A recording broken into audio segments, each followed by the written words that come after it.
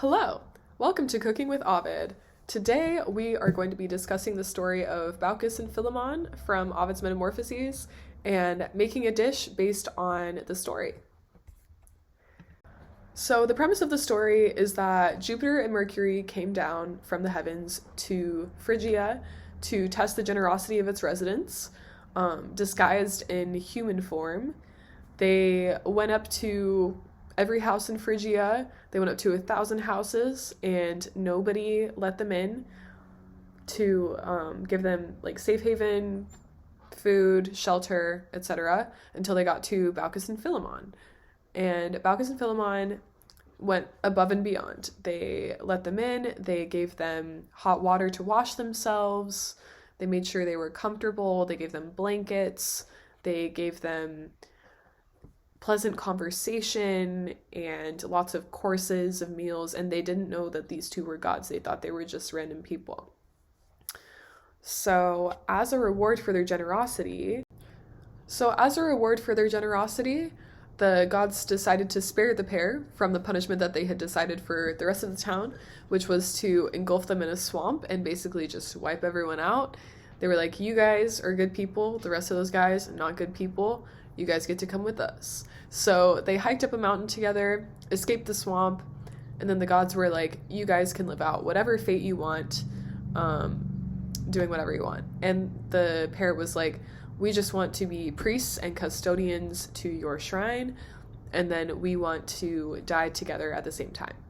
So the gods were like, okay, perfect. And they lived out that fate.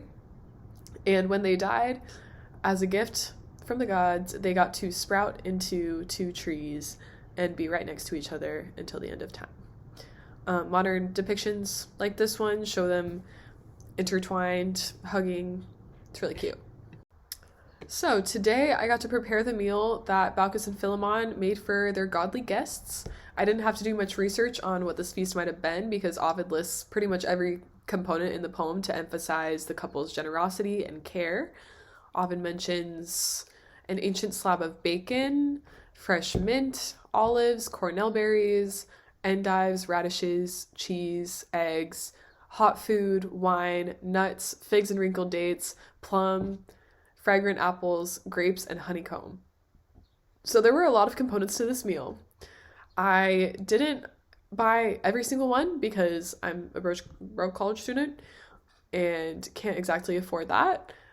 But I got a good amount of it. I just left out some. But in the hot food part, I had to figure out what exactly that would be. I kind of had to guess, but I'll talk about that later. So first I did their like appetizer portion of the meal. It says that there was bacon, cheese, olives, cornel berries, which I decided were blackberries, radishes, endives, which I didn't get either because I don't eat those and I didn't want to have them in my fridge. Sorry. A large piece of cheese. I got Parmesan, eggs, cooked on cooling embers. I just hard boiled them because figured that would kind of do the same thing. This was a really good plate. It was a good charcuterie board. If I were the gods, I would be happy too. So then I researched what the hot food would be. I was kind of just like, what did the ancient Romans eat for hot meals? And it came up with this article from the Smithsonian National Museum of Natural History. It states that they ate a lot of cereals and a lot of legumes. The cereals were wheat, sorghum, milled oats, and things like that.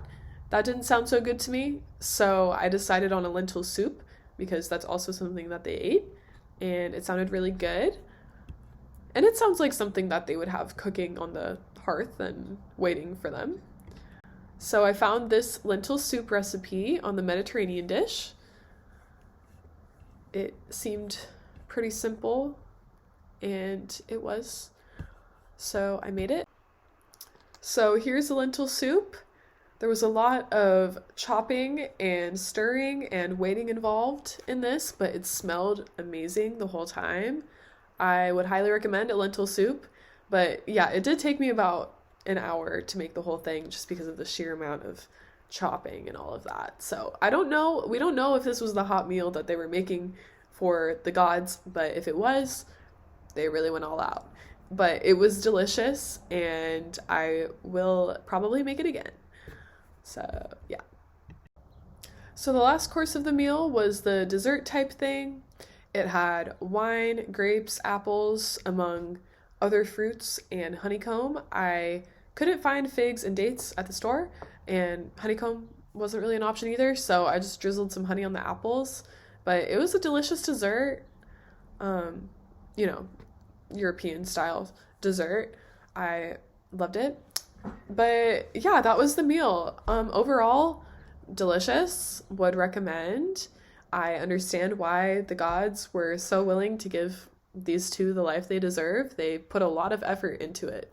It's, as I mentioned earlier, Ovid really emphasized the sheer amount of details that went into this meal just to say how generous this couple really was and how willing they were to go all out for the people that they didn't even know. Moral of the story is spread love, be generous to people, and good things will come to you, I guess. I hope you enjoyed this presentation. I sure enjoyed eating the food. And yeah, thanks for making such a fun honors project option. And I hope you have a great summer. Thanks.